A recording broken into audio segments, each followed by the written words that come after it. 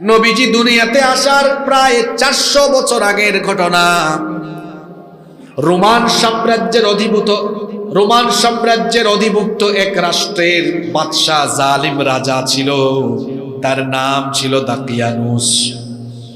ওই জালিম বাদশা তার রাষ্ট্রের সকল জনগণকে শিরক করতে বাধ্য করত এবং তার রাষ্ট্রে তাওহীদবাদী কোনো মানুষ পেলে ওই মানুষের উপরে সে নির্যাতন করত, নিপীড়ন করত। ওই জালিম বাদশা তার রাষ্ট্রের সকল জনগণকে শিরক করাতে বাধ্য করত। এখনো দুনিয়াতে এমন বহু শাসক আছে যারা তাদের দেশের জনগণকে জোর করে শিরক করাতে বাধ্য করে। সেই দাকিয়ানুস বাদশার আমলে সেই দেশে একদিন রাষ্ট্রীয়ভাবে উৎসব পালন করা হতো, মেলার আয়োজন করা হতো। সেই মেলায় দেশের শিশু, কিশোর, যুবক, তরুণ, আবাল, বৃদ্ধ, বনিতা, নারী, পুরুষ সবাই পার্টিসিপেট করত, সবাই সেই মেলায় অংশগ্রহণ করত। মেলার দিনে, উৎসবের দিনে সবাই সেখানে হাজির। পৌত্তলিকতা, মূর্তি পূজা সেখানে প্রকাশ্যে চলছে, বাধা দেওয়ার কেউ নাই, কারণ স্বয়ং রাজা, স্বয়ং বাদশাহ সবাইকে বাধ্যতামূলকভাবে এই শিরকি কর্মকাণ্ডে লিপ্ত হতে বাধ্য করছে। একজন যুবক সেই মেলা থেকে হঠাৎ করে উঠে গেল। শুনতেছেন তো?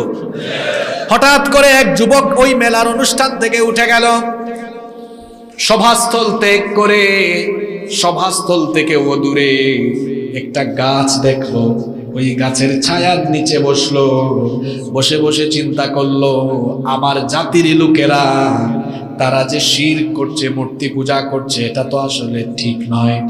কারণ যেটাকে তারা নিজের হাতে বানিয়েছে ওইটার খালিক স্রষ্টা হলো তারা, তো স্রষ্টাকে সৃষ্টির পূজা করে। তার বিবেক বাধা দিল। সে ভাবলো আসলে স্রষ্টা তো হবেন তিনি, সকল কিছুকে বানিয়েছেন যিনি, সুতরাং তার ইবাদত করা দরকার। এই জন্য সে ওখান থেকে উঠে গাছের ছায়ার নিচে বসে থাকলো। জোরে বলেন কয়জন আসলো? আরো জোরে বলেন।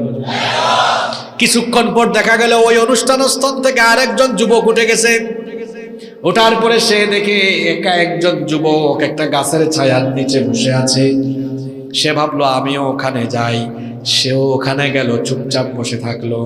আরো কিছুক্ষণ পরে আরো একজন যুবক উঠে গেল, সেও ওখানে গেল। হইল কয়জন? এইরকম যেতে যেতে যেতে যেতে মোট চলে গেল অনুষ্ঠান স্থল ত্যাগ করে 7 জন। জুড়ে বলেন কয়জন? এই 7 জন যুবক ওই গাছের ছায়ার নিচে বসে আছে। কেউ কারো সাথে কথা বলে না। কথা না বলে তো বেশিক্ষণ থাকাও যায় না। এই জন্য প্রথমে যে যুবক এসেছিল ওই যুবক বাকিদেরকে বলল, ভাই এত বড় অনুষ্ঠান চলে, অনুষ্ঠান ত্যাগ করে আপনারা এখানে আসছেন কেন? বাকিরা বলল, ভাই আপনি প্রশ্ন করছেন, আপনি তো প্রথমে আসছেন, প্রশ্নটাও আপনি করছেন, আপনি আগে উত্তর দেন, আপনি কেন আসছেন? এখন ওই যুবক ভাবলো আমি যদি উত্তর না দেই তাহলে কারো থেকে উত্তর বের করা যাবে না। কিন্তু কেন জানি মনে হচ্ছে আমি যে কারণে উঠে এসেছি তারাও হয়তো একই কারণে উঠে। এজন্য সাহস করে বলে ফেললো, ভাই আমার জাতির লোকেরা নিজেরাই মূর্তি বানিয়ে সেই মূর্তির পূজা করছে, গোটা জাতি শিরক করছে, এটা আমার বিবেক বাধা দিয়েছে। আমি মনে মনে একত্ববাদী রবের উপর ঈমান এনেছি, আমি আসলে একজন তাওহীদবাদী, একত্ববাদী। সে যখন এই কথাটা বলল, সঙ্গে সঙ্গে বাকি 6 জন যুবকও বলল, ভাই আমরাও তো আপনার মতো তাওহীদবাদী। সুবহানাল্লাহ। তাহলে 7 জনের মধ্যে এক জায়গায় মিল আছে না নাই? মিলের জায়গাটা হলো ঈমান। জুড়ে বলেন মিলের জায়গাটা কি? এই 7 জন যুবক উঠে আসলো। তারা দেখলো তাদের মধ্যে মনের মিল হয়ে গেছে। তখন তারা 7 জন মিলে কি বলা বলি করেছে, ওই যুবকদের কথা আল্লাহর কাছে এত ভালো লেগেছে। তাদের কথাগুলো আল্লাহ এই সূরার ভেতরে, সূরা কাহাফের 14-15 নম্বর আয়াতে তুলে দিলেন। আল্লাহ বলছেন, وَرَبَطْنَا عَلَى قُلُوبِهِمْ إِذْ قَامُوا فَقَالُوا رَبُّنَا رَبُّ السَّمَاوَاتِ وَالْأَرْضِ لَن نَّدْعُوَ مِن دُونِهِ إِلَٰهًا لَقَدْ قُلْنَا إِذًا শাতাতা। আল্লাহ বলছেন আমি তাদের অন্তরের মধ্যে ঈমানকে বদ্ধমূল করে দিয়েছিলাম। এজন্য তারা যখন ওই মেলা থেকে উঠে গিয়েছিল তারা বলেছিল এই মূর্তিগুলো আমাদের রব নয়, রব্বুনা রব্বুস সামাওয়াতি ওয়াল আরদ, আসমান সমূহ আর জমিনের রব যিনি আমাদের রব হলেন তিনি। লান নাদউ মিন দুনিহি ইলাহা, তাকে ছাড়া অন্য কাউকে আমরা ইলাহ হিসাবে ডাকবো না। যদি ডাকি লাকাদ কুলনা ইদান শাতাতা, তাহলে আমরা গর্হিত কাজ করে ফেলবো। তারা আরো বলেছিল হাউলাই কওমুন ইত্তাখাযু মিন দুনিহি আলিহা, আমাদের এই মূর্খ সম্প্রদায় যাদেরকে তাদের ইলাহ বানিয়েছে, না বুঝে বানিয়েছে, লাউলা ইয়াতুনা আলাইহিম বিসুলতানিম বাইয়িন, এগুলো যদি তাদের ইলাহ হয়, উপাস্য হয়, তাহলে কেন তারা সুস্পষ্ট প্রমাণ নিয়ে আসে না? মুশরিক এবং বেদাতের সাথে যারা লিপ্ত এদের কাছে কোনো যুক্তি নাই, প্রমাণ নাই, শুধু যুক্তি হলো একটা, এগুলো আমাদের পূর্বপুরুষ বাপদাদা করেছে এই জন্য আমরাও করি, এটা ছাড়া তাদের কাছে আর কোনো যুক্তি নাই। এই যুবকরা যখন এগুলো বলাবলি করছে, রাষ্ট্রীয় গোয়েন্দার নজর ফাঁকি দেওয়া কি সম্ভব নাকি? প্রত্যেকটি রাষ্ট্রের গোয়েন্দা বাহিনী থাকে। এই 7 জন যুবক যখন মেলা স্থল ত্যাগ করে গাছের ছায়ায় বসে এগুলো নিয়ে আলোচনা করছে, রাষ্ট্রীয় গোয়েন্দা সব জেনে ফেলেছে। জেনে ফেলে এই 7 জন যুবককে গ্রেফতার করলো। গ্রেফতার করে জালিম বাদশার সামনে নেওয়া হলো। জালিম বাদশা সব যখন জেনে ফেললো, সে তখন বলল, যুবকেরা শোনো, তোমরা যদি যুবক না হয়ে বুড়া হইতা, এক্ষুনি তোমাদের শরীর থেকে মাথা আলাদা করে ফেলতাম। কিন্তু তোমরা তো যুবক মানুষ, হয়তো আবেগের বসে সিদ্ধান্ত নিয়েছো। আমার রাষ্ট্রে, আমার নির্বাচনী এলাকায়, আমার দেশে তোমরা মূর্তি পূজা না করে, পৌত্তলিকতা না করে, রাষ্ট্রের আইন কানুনের তোয়াক্কা না করে তাওহীদবাদী রবের উপর তোমরা ঈমান এনেছো। তোমরা জওয়ান মানুষ, যুবক মানুষ, এই জন্য ছাড় দিলাম, 3 দিন সময় দিলাম। আগামী 3 দিনের ভেতরে তোমাদের সিদ্ধান্ত পরিবর্তন করো। যদি পরিবর্তন না করো তাহলে 3 দিন পরে তোমাদেরকে মৃত্যুদণ্ড দেওয়া হবে। জালিম বাদশা যুবকদেরকে সময় দিল কয়দিন? আরো জোরে বলেন, কয়দিন? যুবকরা সেখান থেকে চলে আসলো। যুবকরা নিজেরা আলাপ করছে, ভাই আমরা কি করব? আমরা 7 জন একদিকে, আর গোটা দেশ হলো একদিকে। 7 জন তো আমরা গোটা দেশের সাথে পারবো না, বাদশার সাথেও পারবো না, মারামারি লড়াই করতে পারবো না, তো আমরা কি করব? আমরা তো ঈমানও ছাড়তে পারবো না, আবার অন্যদিকে বাদশার কথাও আমরা মানতে পারবো, কি করব আমরা? তখন তারা সিদ্ধান্ত নিল, আমরা আমাদের ঈমানের হেফাজত করতে চাই, যেহেতু রাষ্ট্রের বিরুদ্ধেও আমরা লড়াই করার সামর্থ্য নাই, আবার এলাকায় থাকলেও বিপদ, আমাদের জন্য থাকলেও বিপদ, আবার রাষ্ট্রের বিরুদ্ধে লড়াইয়ে চলে গেলেও এখন বিপদ, তো কি করব? সিদ্ধান্ত নিল পরামর্শ করে, আমরা 7 জন তাহলে এলাকা ছেড়ে হিজরত করব। এই যে তারা এলাকা ছেড়ে হিজরত করার সিদ্ধান্ত নিল, টাকা পয়সা ধন দৌলতের কারণে না, ঈমানের কারণে। ঈমান বড় দামি সম্পদ। ঈমানদার ঈমানের কারণে সব ছাড়তে পারে, কারণ ঈমান হলো দুনিয়ার সবচেয়ে বড় সম্পদ। সবচেয়ে বড় সম্পদের নাম হলো ঈমান। আরো জোরে বলেন। এবার 7 জন যুবক আরম্ভ করলো, পথ চলা আরম্ভ করলো, হাঁটা আরম্ভ করলো, হিজরত করবে। তারা যখন পথ চলতে লাগলো, একটা কুকুর তাদের পিছু নিল। জোরে বলেন, কি পিছু নিল? এই কুকুরকে তারা তাড়ায়, এই যা যা, আসিস না। যতই তাড়ায়, কুকুর আরো তাদের পিছু নেয়। এই কুকুরটাকে তারা তাড়ানোর চেষ্টা করে, কিন্তু কুকুর তাদের কথা শোনে না।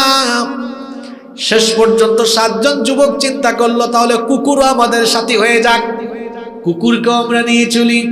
এবার তারা ওই কুকুর সহ পথ চলা আরম্ভ করলো। যেতে যেতে যেতে যেতে বিরাট একটা পর্বতের পাশ দিয়ে যাচ্ছিল। ওই পর্বতমালার মুখে একটা গুহা ছিল। বিস্তীর্ণ গুহা দেখে ক্লান্ত শান্ত অবস্থায় তারা ভাবলো তাহলে আমরা এই গুহার মধ্যে ঢুকে যাই। এবার তারা গুহার মধ্যে যখন প্রবেশ করলো, গুহার মধ্যে প্রবেশ করার পরে তারা আল্লাহর কাছে দোয়া করলো দুইটা। জুড়ে বলেন কয়টা? আপনারা আছেন না ঘুমাই গেছেন? 10 মিনিট ধৈর্য থাকবে তো? খুব ইন্টারেস্টিং জায়গায় নিয়ে আসছে, সবার মনোযোগ যেন থাকে। যুবকরা কোথায় ঢুকলো? জোরে বলেন কোথায়? কোথায়? গুহায় ঢুকার পরে আল্লাহর কাছে দোয়া করে চেয়েছে কয়টা জিনিস? কি দোয়া করলো শুনেন। আল্লাহ তাআলা বলছেন, ইয আওয়াল ফিতয়াতু ইলাল কাহফি ফাকালু রব্বানা আতিনা মিন লাদুনকা রাহমাতাও ওয়া হায়্যি লানা মিন আমরিনা রশাদা। আল্লাহ বলছেন যখন তারা গুহায় ঢুকলো, গুহায় আসলো, তখন তারা দোয়া করেছিল রব্বানা আতিনা মিন লাদুনকা রাহমা। রব্বানা, হে আমাদের রব, আতিনা আমাদেরকে দান করো, আমাদেরকে দাও, মিন লাদুনকা তোমার তরফ থেকে, রাহমা মানে রহমত। আল্লাহ তোমার তরফ থেকে আমাদেরকে রহমত দান করো। এটা হলো একটা দোয়া। আর 2 নম্বরে চেয়েছিল ওয়াহাইয়ি লানা মিন আমরিনা রশাদা। ইমানের কারণে ঘর বাড়ি সবকিছু ছেড়ে দিয়ে এসেছি, ইমানের এই পথ আমরা জানি কঠিন। ওয়াহাইয়ি লানা মিন আমরিনা রশাদা, আমাদের পথকে তুমি সহজ করে দাও। তারা চেয়েছে আল্লাহর কাছে, আল্লাহ পথ চলা সহজ করে দাও। 2টা দোয়া করেছে, আল্লাহ আমাদেরকে রহমত দাও আর আমাদের পথটাকে সহজ করে। 2টা দোয়া কবুল করেছেন কে? আল্লাহ বললেন, ও যুবকেরা, তোদের ঈমান আমার কাছে এত পছন্দ হয়েছে, তোরা ঈমানের কারণে তোদের ঘর বাড়ি পরিবার পরিজন এমনকি নিজের এলাকা ছেড়ে দিলে আমাকে ছাড়লি না। ঈমানের কারণে সব ছেড়ে দিয়ে এখন আমার কাছে রহমত চেয়েছিস, তোদেরকে আমি এই রহমত চেয়েছিস, রহমতে দিব। কেমনে আল্লাহ তাদেরকে রহমত দিলেন শুনেন। আল্লাহ পরের আয়াতে বলছেন, ফাদরাবানা আলা আযানিহিম ফিল কাহফি সিনিনা আদাদা। আল্লাহ বলছেন তোরা রহমত চেয়েছিস, এমন রহমত দিলাম, তোদের কান বন্ধ করে দিয়ে তোদেরকে আমি কয়েক বছরের জন্য ঘুম পাড়ায় রাখলাম। সুবহানাল্লাহ কইতে ইচ্ছে করে না? আপনারা বলবেন হুজুর এরা চাইলো রহমত, আল্লাহ ঘুম দিলেন কেন? ঘুমের চেয়ে বড় রহমত আছে নাকি? আর ঘুমের চেয়ে বড় রহমত আছে? এটা যদি বুঝতে চান তো শোনেন, জগতে এমন বহু মানুষ আছে, আপনার এলাকায়ও আছে, খোঁজ নিয়ে দেখবেন, বহুত টাকা পয়সা আছে, ক্ষমতাও আছে, রাতের বেলা বিছানার এপাশ থেকে ওপাশে গড়াগড়ি করে ঘুম। টাকা পয়সা ক্ষমতা সুন্দরী বউ সবই আছে, কিন্তু ঘুম। সারাদিন রিক্সা চালিয়েছে, ভ্যান চালিয়েছে, খেতে কাজ করেছে, বাজারও করতে পারে নাই। সন্ধ্যার পরে বউকে বলেছে, বউ কি আছে? কয় কিছুই নাই। কয় আলু আছে কিনা দেখো তো। কয় আছে। কয় সরিষার তেল দিয়ে আলু ভর্তা বানাও। আলু ভর্তা, ডাল আর গরম গরম মোটা চালের ভাত দিয়ে খাইয়া এশার নামাজের পরে যখন ঘুমাইছে, ঘুমানো মাত্র ঘুমিয়ে গেছে। আর ওইদিকে ওই বেটার এত পয়সা, এত পয়সা, এত টাকা, রাতের বেলা ঘুম। দেখা হইলে সকালবেলা হুজুরকে বলে, হুজুর ঘুমাইতে তো ঘুম তো। আসলে হারাম খুরদের ঘুম থাকে না, হারাম খুরদের ঘুম থাকে না। কোন মানুষ যখন হারাম খায় তার এমনি ঘুম চলে যায়। হারামের একটা আলামত চেহারায় ফুটে উঠে।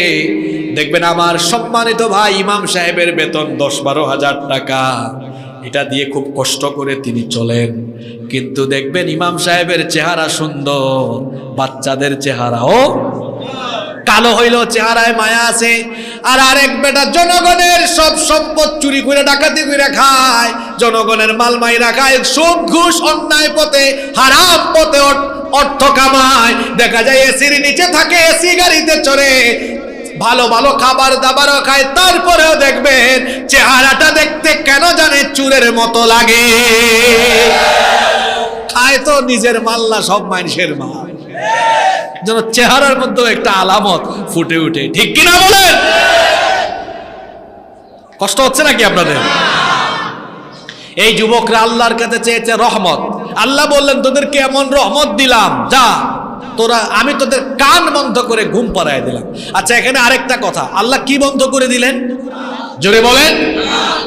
এখানে কান বন্ধ করার কথা আল্লাহ কেন বলছে? শোনেন, আপনার কান যদি খোলা থাকে ঘুমাইতে পারবেন না। আমরা যখন ঘুমাই রাতের বেলা, সর্বপ্রথম চোখ বন্ধ করি, সব শেষে কান ঘুমায়। দেখবেন ঝিমানো, আপনারা এই নোয়াখালীতে আঞ্চলিক ভাষায় ঝিমানুকে কি বলেন? তন্ত্রাকে জুরুনি, জুরুনি। ঠিক আছে, আমার মাখরাজ মনে হয় ঠিক মতো হয় নাই, আপনারা বুঝলে হয়েছে। তো এই দেখবেন ঝুরুনি আসছে অথবা ঘুমাইছে, হঠাৎ করে কাচের কিছু ঘরে পড়ছে, বিকট আওয়াজ হয়েছে, দেখবেন ঘুম ভেঙে যায়, কারণ কান তখনও। আবার আমরা যখন সকালবেলা চোখ খুলি, তখন চোখ খোলার আগে আগে কান সজাগ হয়। দেখবেন ফজরের আজান আগে কোন দিক দিয়ে ঢুকে? মানুষ যখন ঘুমিয়ে যায়, সব শেষে কান নিস্তেজ হয়, তখন গভীর ঘুমে আচ্ছন্ন হলেন। তো আল্লাহ বলেছেন রহমত চেয়েছিস, তোদের কান বন্ধ করে একদম সতেজ ফ্রেশ একটা ঘুমে তোদেরকে রেখে দিলাম। সুবহানাল্লাহ। আরেকটা দোয়া করেছিল, আল্লাহ আমাদের কাজ সহজ করে দাও। তো তারা যে পথে আছে তাদের পথ চলা সহজ, তাদের পথটা ইমানের পথ। কিসের পথ? তাদের পথ চলা তারা আল্লাহর কাছে চেয়েছে, আল্লাহ সহজ করে দাও। আল্লাহ বলেন, যা, এইটাও কবুল করলাম, তোরা ঘুমায় থাক। যাদের কারণে তোরা দেশ ত্যাগ করলি, এদেরকে সাইজ করা, এদেরকে ইমানের পথে আনার দায়িত্ব তোদের না, আমি আল্লাহ নিজেই এনে দিব। সুবহানাল্লাহ কইতে ইচ্ছে করে না? এই যুবকগুলো এই যে ঘুমালো, কতদিন ঘুমিয়েছে শুনেন? আল্লাহ বলছেন এই যে তারা ঘুমালো, ওয়ালাবিসু ফি কাহফিহিম 300 সিনিনা ওয়াজদাদু 9। যখন তারা এভাবে ঘুমালো, কান বন্ধ করে ঘুম পাড়ালাম, এক ঘুমে 309 বছর কেটে গেল। কত বছর? এই যুবক পোলা পাইন, তোমরা কথা কও না কেন? কত বছর? আপনারা ঘুমান কয় বছর? কয়েক ঘন্টা, 3, 4, 5, 6 ঘন্টা, তাই না? আর এই যুবক ঘুমাইছে, এই 7 জন যুবক কত বছর? এই 309 বছরে আল্লাহ গোটা এই রাষ্ট্রকে সাইজ করে দিয়েছেন। গোটা রাষ্ট্রের সব মানুষকে আল্লাহ তার কুদরতি ব্যবস্থাপনায় তাওহীদবাদী বানিয়ে দিয়েছে। সুবহানাল্লাহ পড়বেন না? আবার লম্বা ঘটনা আমি সংক্ষেপে বলছি। এরা যখন ঘুমিয়ে গেল, এদের ঘুমটা যেন না ভাঙে, ঘুমে যেন ডিস্টার্ব না হয়। আল্লাহ বলেছেন, ও নবী, ঘুমে যেন ডিস্টার্ব না হয়, এই জন্য তাদের গুহার মুখ ছিল উত্তর দিকে। সূর্য যখন উদিত হতো, সূর্য যখন উঠতো, সূর্যের আলো যদি গুহার ভেতরে ঢুকতো, তাদের গায়ে সূর্যের আলো লাগলে ঘুম ভেঙে যেত। এই জন্য আমি আল্লাহ এই ইমানদার যুবককে এত পছন্দ করেছি, এত ভালোবেসেছি। প্রত্যেক দিন সূর্য উঠানোর সময় আমি ডান দিকে কাত করে উঠাতাম, আর সূর্য ডুবানোর সময় বাম দিকে কাত করে ডুবাতাম, যাতে তাদের ঘুমের মধ্যে কোনো বিঘ্নতা সৃষ্টি না হয়। শুধু তাই নয়, এভাবে চিত হয়ে যদি শুয়ে থাকে, পোকামাকড় ডিস্টার্ব করবে। এই জন্য আমি তাদেরকে ডান বাম পাশ করিয়েছি, যাতে করে পোকামাকড়ও ডিস্টার্ব না করে। এভাবে আল্লাহ তাদেরকে 309 বছর ঘুম পাড়িয়ে রাখলেন। জোরে বলেন, কয় বছর? আপনারা আছেন নাকি এখানে?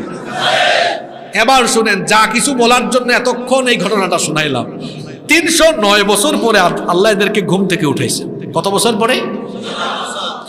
309 বছর পরে এরা যখন ঘুম থেকে উঠেছে, একটা আরেকটারে জিগায়, এই কাম লাবিসতুম, কত সময় ঘুমাইছো? একজন উত্তর দিয়েছে, তারা যখন গুহায় ঢুকেছিল তখন সকালবেলা ছিল, সকালবেলা গুহায় ঢুকেছিল। আর 309 বছর পরে যখন ঘুম ভাঙছে, সময়টা ছিল বিকালবেলা, সময়টা ছিল। একটা আরেকটারে জিগায় ঘুম থেকে উঠে, কি রে কতক্ষণ ঘুমাইছ? তখন উত্তর দেয়, লাবিসনা ইয়াওমান আও বা'দা ইয়াওম, কয় মনে হয় একদিন অথবা অর্ধেক দিন, একদিন বা।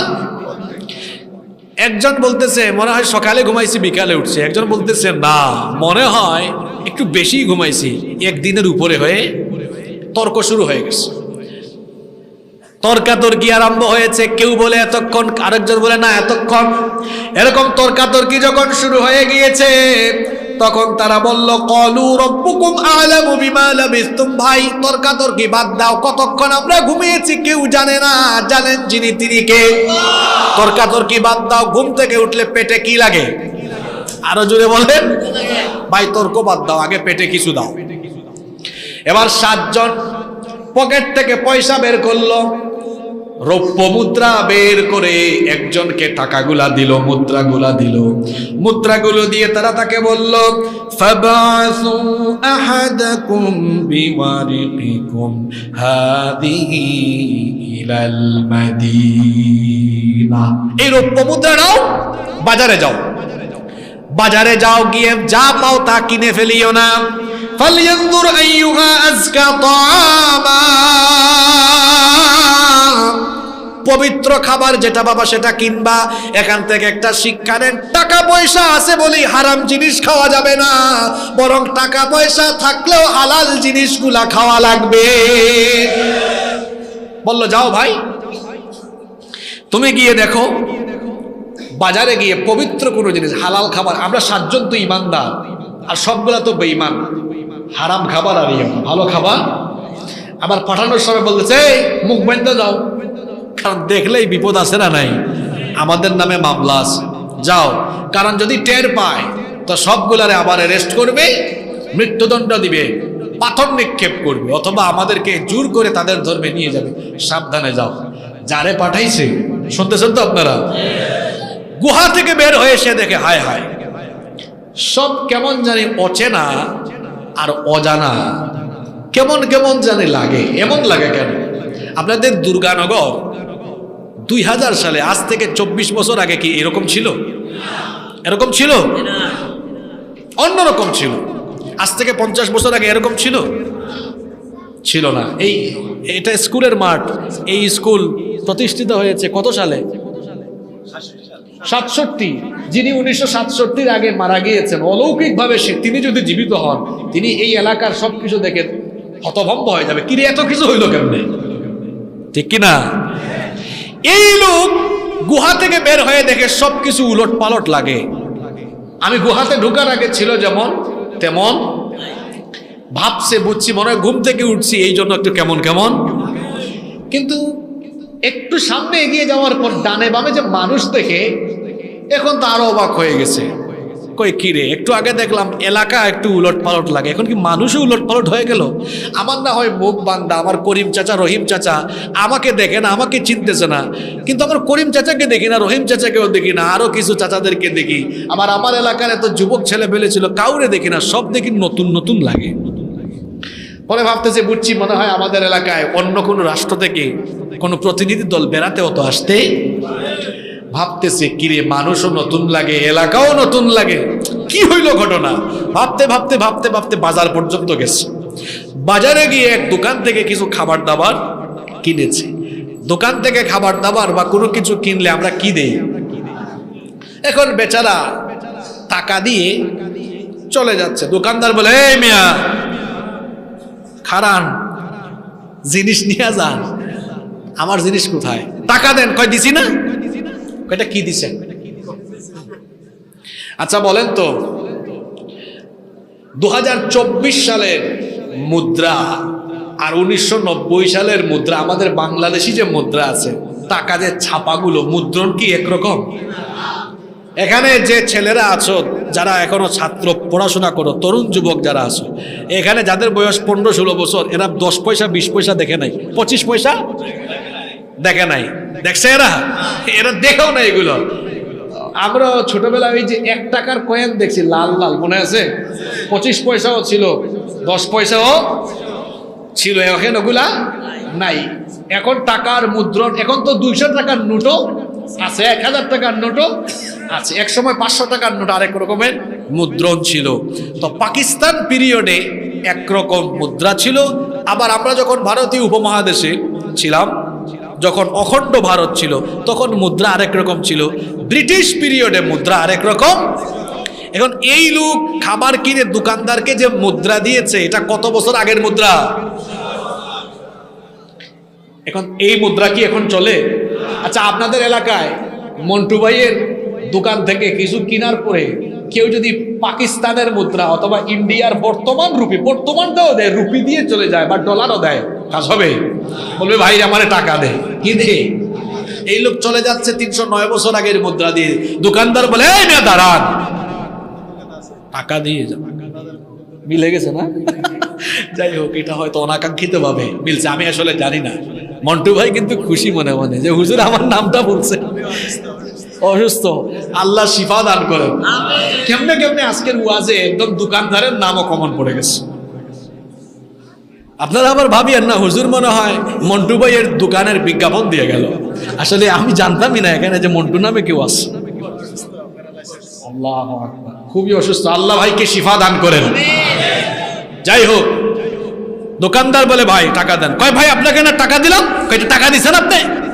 আপনি তো এটা গুপ্তধন চুরি করে আনছেন মনে হয়। এখন আরো বিপদে পড়ছে। কয় ভাই গুপ্তধন হবে কেন, এটা তো আমার টাকা, আমি আপনাকে আমার টাকায় দিয়েছি। কয় না, সত্যি কথা বলেন, আপনি এটা কোন জাদুঘর থেকে আনছেন অথবা কোথার থেকে চুরি করে আনছেন? কয় ভাই না, এটা আমার টাকা। যখন স্বীকার করে না, তখন নগর কোতোয়াল মানে সিটি কর্পোরেশনের মেয়র, বুঝেন তো আপনারা, মানে এরকম নগরীর বড় কর্তা ব্যক্তিকে ডেকে আনছে। নগর কোতোয়াল এসে ওই মুদ্রা দেখে অবাক, এই যুবক, তুমি তো এই মুদ্রা কোনো জাদুঘর থেকে নিয়ে এসেছো চুরি করে, নইলে তুমি কোথাও থেকে কোনো গুপ্তধনের মালিক হয়েছে, কোথায় পেয়েছো বলো? এই যুবক বলে ভাই আপনাদের মাথা কি খারাপ হয়েছে? কিন্তু আমার টাকা দিয়েছে, গুপ্তধন হবে কেন? মুদ্রা টাকা, এই টাকাটাই তো দিয়েছে। নগর কোতোয়াল বলল না না, এর কাছে আরো বিরাট কোনো গুপ্তধন থাকতে। সে খবর দিয়েছে বাদশাকে। বাদশা খবর পাইয়া বাদশাও হাজির হয়েছে। বাদশা বলল, এই যুবক, তুমি এই মুদ্রা কোথায় পেয়েছো? কি বলেন, আশ্চর্য কথা, এই মুদ্রা তো আমার, আর আমার সাথীরাও আছে আমার সাথে, এগুলো আমার সাথীদের টাকা। কয় তোমার সাথীরা কোথায়? কয় আছে তো। কয় কোথায়? কয় যে গুহায়। কয় নিয়ে চলো।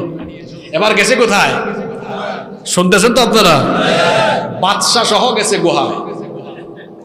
যাওয়ার পরে বাদশাহ বলতেছে, দেখো আমি কিন্তু বাদশাহ, তোমরা আমার কাছে সত্য কথা স্বীকার না করলে আমি কিন্তু অ্যাকশন নিব। যুবকরা এখন বলে আপনি আবার কিসের বাদশাহ? কারণ যুবকরা তো ভাবছে তারা সকালে ঘুমাইছে, বিকালে তারা তো বাদশাকে চিনে। এখন তারা তো আর জানে না 309 বছরে 7-8টা জেনারেশন শেষ, কত বাদশা শেষ, এটা নতুন। যুবকরা বলে আপনি ফাইজলামি করেন না, আপনি কি এর বাদশা? আমরা বাদশাকে ভালো করেই চিনি, বাদশার সাথে আমাদের দেখা সাক্ষাৎ। আশেপাশের লোকেরা বলে এই ফাইজলামি করতে করতে তোমরা বাদশাকে নিয়ে ইয়ে করতেছো, ফাইজলামি, এটা আমাদের বাদশা। বাদশা তখন বললেন, এই আমি বাদশা না, তোমাদেরকে কে বলছে? কয় আমরা বাদশাকে চিনি, বাদশা আমাদেরকে মৃত্যুদণ্ডের আদেশ দিয়েছেন বলেই তো আমরা 7 বন্ধু এখানে, আপনি কি এর বাদশা? তখন এই বাদশা বুঝলো, বুঝছি, তার মানে আমার আগেকার জামানার বাদশাদের আমলে এদের বিরুদ্ধে কোনো মামলা মনে হয়। এবার এদের পরিচয় বের করার জন্য বাদশাহ তার অফিসের কর্মচারীদেরকে বললেন, আমার আগের জামানার বাচ্চাদের ফাইল তলব করো। ফাইল তলব করে দেখো এই 7 জনের নামে কোনো মামলা পাওয়া যায় কি। এরা এবার ফাইল তলব করতে করতে পাইছে 300 বছর আগে ওই বাদশাহ দাকিয়ানুসের আমলের, দাকিয়ানুস বাদশার আমলের ফাইল পেয়েছে যে 7 যুবক তাওহীদবাদী হওয়ার কারণে বাদশাহ এদের জন্য মৃত্যুদণ্ডের আদেশ দিয়ে ছিলেন। তখন এই বাদশাহ বললেন, তোমরা তো যার ভয়ে এখানে চলে এসেছো, মানে যার সাথে তোমাদের সমস্যা হওয়ার পর এখানে আসছো, ওই বাদশাহ তো আরো 300 বছর আগে। 309 বছর তোমরা এত সময় এই গুহার ভেতরে আসছো কেমনে? কয় কি আর 309 বছর, আসছি সকালে মাত্র, বিকালে না ঘুম থেকে উঠছি। বাদশাহ বুঝায় বললেন যে না, সকাল বিকালের ব্যাপার না, এখানে তোমরা 309 বছর পর্যন্ত এখানে ঘুমিয়েছিলে। এখন আপনাদের প্রশ্ন হতে পারে, হুজুর এরা না হয় 309 বছর ঘুমাইলো, আল্লাহ হঠাৎ করে এদেরকে আবার জিন্দা করছেন কেন? এর একটা কারণ আছে না নাই? জি, আল্লাহ এদেরকে কেন জাগ্রত করলেন, ঘুম থেকে উঠালেন, কারণটা কি বলবো? ওই যে যুবকরা আল্লাহর কাছে দোয়া করছিল, কয়টা মনে আছে? একটা রহমতের রহমত তো পাইছে, ঘুমাইছে। আরেকটা বলছিল আল্লাহ আমাদের পথ কি করে দাও।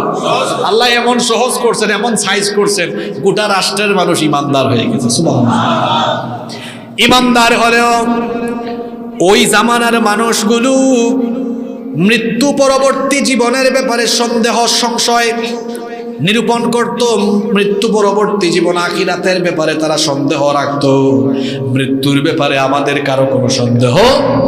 সকল ধর্মের মানুষ মৃত্যু বিশ্বাস করে, কিন্তু মরার পরে যে আবার আল্লাহ জীবিত করবেন এইটাও অনেক মানুষ পৃথিবীতে বিশ্বাস করে। এই বাদশার আমলে মানুষগুলো ইমানদার হলেও মৃত্যু পরবর্তী জীবনের ব্যাপারে তারা সন্দেহ রাখত। এই জন্য এই বাদশা অত্যন্ত পরহেজগার ছিল। বাদশা দোয়া করেছিল, আল্লাহ এমন কোন অলৌকিক ঘটনা ঘটাও যাতে করে আমার দেশের মানুষগুলো মৃত্যু পরবর্তী জীবনের ব্যাপারে ঈমান ভালো করে আনে। এই বাদশার দোয়া আল্লাহ কবুল করে এই অলৌকিক ঘটনা ঘটালেন।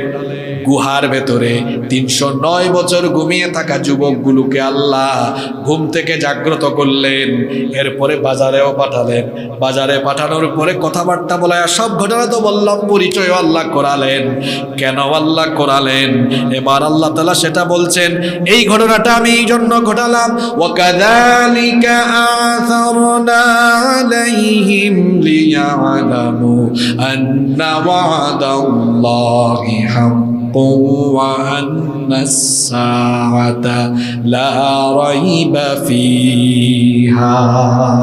এই ঘটনাটা আমি এই জন্য ঘটিয়েছি, এদের পরিচয় আমি এই জন্য মানুষকে জানিয়েছি। 309 বছর পরে ঘুম থেকে উঠায় এদের পরিচয় সবার সামনে ফাঁস করে দিয়েছি এই জন্য, যাতে করে তারা জানতে পারে লিয়ালামু আন্না ওয়াদাল্লাহি হক, আল্লাহর ওয়াদা সত্য। কিয়ামতের জন্য ওয়াদা করেছেন কে? যাতে করে তারা জানে আল্লাহর ওয়াদা সত্য। ওয়া আন্নাস-সাআতা লা রাইবা ফিহা, অবশ্যই কিয়ামত আছে, আখিরাত আছে, কোনো সন্দেহ নাই। আল্লাহ তাআলা ওই রাষ্ট্রের মানুষদের চোখের সামনে 309 বছর ঘুমিয়ে থাকা যুবকগুলোকে ঘুম থেকে জাগ্রত করে চোখের সামনে এই ঘটনা দেখায়া আল্লাহ বুঝাতে চাইলেন, 309 বছর একটানা ঘুম পাড়িয়ে রাখার পরে আল্লাহ যদি ওদেরকে ঘুম থেকে উঠায়া তোমাদের সাথে কথা বলাতে পারে, তো তোমরাও যদি মরার ঘুম দাও, তোমরাও যদি মৃত্যু বরণ করো, মরার পরে আবার আল্লাহ তোমাদেরকে জীবিত করে তোমাদের সাথে কথাবার্তা বলে হিসাব নিকাশও নিতে পারবে। পারবেন কিনা? পারবেন কিনা?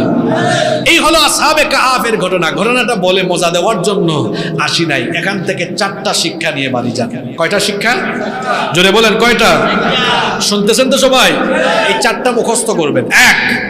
এক নম্বর শিক্ষা হলো আজকের এই গোটা আলোচনা থেকে ভবিষ্যতের কোনো কথা বা কাজের ক্ষেত্রে বলতে হবে ইনশাআল্লাহ। নইলে নবীজির কাছে ইনশাআল্লাহ না বলার কারণে ওহী আসতে লেট হয়েছিল কয়দিন। এজন্য ভবিষ্যতের কথা বা কাজের ক্ষেত্রে বলতে হবে ইনশাআল্লাহ। এটার আবার সঠিক ব্যবহার হবে না অপব্যবহার হবে। এরপরে আসেন 2 নম্বর শিক্ষা হলো জালিমের সামনে সত্য কথা বলতে কখনো ভয় পাওয়া যাবে না। এই 7 জন যুবককে অ্যারেস্ট করে গোয়েন্দা বাহিনী যখন জালিম বাদশার সামনে নিয়েছিল, জালিম বাদশা বলেছিল, যুবকরা আমার কাছে যে তথ্য এসেছে মামলার অভিযোগ কি সত্য? যুবকরা তখন ভয় পাইয়া চুপচাপ হয়ে গেছিল। যুবকরা তখন বলেছিল, হ্যাঁ যা শুনেছেন সত্য, আমরা 7 জন আল্লাহর উপরে ঈমান এনেছি। এই 7 জন যুবক তারা জানতো এই কথার পরে আমাদের মৃত্যু হতে পারে, এই জালিম বাদশা আমাদের যে কোনো ক্ষতি করে ফেলতে পারে, এটা জেনেও তারা জালিমের সামনে সত্য বলেছে। সুতরাং এই নোয়াখালীর যুবকদেরকে আসহাবে কাহাফ থেকে শিক্ষা নিয়ে নোয়াখালীর যুবকদেরকে গুহাবাসী যুবকের মতো সাহসী হতে হবে। জালিমের সামনে জীবন যদি শঙ্কিত হয়ে যায় তাও সত্য কথা বলতে হবে। যুবকরা পারবে তো? কোন জালিমের রক্তচক্ষুকে ভয় করা যাবে না। গুহাবাসী এই যুবকদের মতো সাহসী হয়ে কোরআনের পতাকা তোলে, ইসলামের পতাকা তোলে ঐক্যবদ্ধ হয়ে আল্লাহর দ্বীনের পথে অটল থাকতে হবে। জালিমকে ভয় করা যাবে না। আল্লাহ এরকম হওয়ার তৌফিক দেন।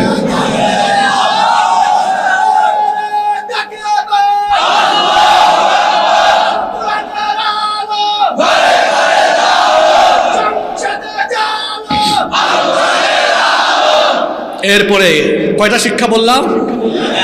3 নম্বর, শিরকের ক্ষেত্রে কোনো আপোষ। এই যুবকদেরকে বাদশা সময় দিয়েছে 3 দিন, যে 3 দিন পরে আসো আসলে আমরা আপোষ করে ফেলি, এসব বাদ দাও। যুবকরা কি আপোষ করেছে? এই যে একজন ভাই বলল আল কোরআনের আলো ঘরে ঘরে সংসদে জ্বালো, সব জায়গায় জ্বলার দরকার আছে না নাই? কোরআনের পথে থাকতে গিয়ে আপোষ আসবে, অনেক সময় বলবে আপোষ করো, এটা দিব ওইটা দিব, লোভ লালসা দেখাবে। কিন্তু ইমানদাররা, হকপন্থীরা কখনো সত্যের পথে আপোষ প্রস্তাবকে গ্রহণ করবে না, বরং ইমানদারেরা ইমানের জন্য জীবন দিবে, তাও সত্যের উপরে টিকে থাকবে। এটা আজকের আলোচনার 3 নম্বর শিক্ষা। 4 এবং সর্বশেষ গুরুত্বপূর্ণ শিক্ষা হলো শেষ ভালো যার, সব ভালো। এই পুরা কাহিনী দিয়া আল্লাহ আসলে আখিরাতের জীবন যে আছে এটা বুঝাই দিতেছে। এই যে মরার পরে, এই যে আমার দিকে তাকান, বলছিলাম না শেষ কথাটা শুনতে হবে, শেষ ভালো যার, সব ভালো। আজকে মাদের উদ্দেশ্য, বোনদের উদ্দেশ্য শেষ কথাটা বলে যাচ্ছি, সবার উদ্দেশ্যে। 4 নম্বর শিক্ষা হলো যে আল্লাহ তাআলা 309 বছর এদেরকে ঘুম পাড়ায়া উঠাইতে পেরেছেন, আমরা মরে গেলে আল্লাহ চিন্তা করতে পারবেন না? হিসাব নিবেন না? এই মরার পরে আল্লাহ হিসাব নিবেন, এই ভয়টা অন্তরে থাকলে নামাজ কাজা হবে? জোরে বলেন হবে? সুদ ঘুষ খাবে, অন্যায় করবে, লুটপাট করবে, মানুষের মাল মাইরা খাবে। আমার মা বোনটা যদি এই ভয়টা রাখে মরার পরে আল্লাহ হিসাব নিবেন, বেপরদা অবস্থায় ঘর থেকে বের হবে, তাহলে বোঝা গেল আখিরাতের ভয়, পরকালীন ভয়।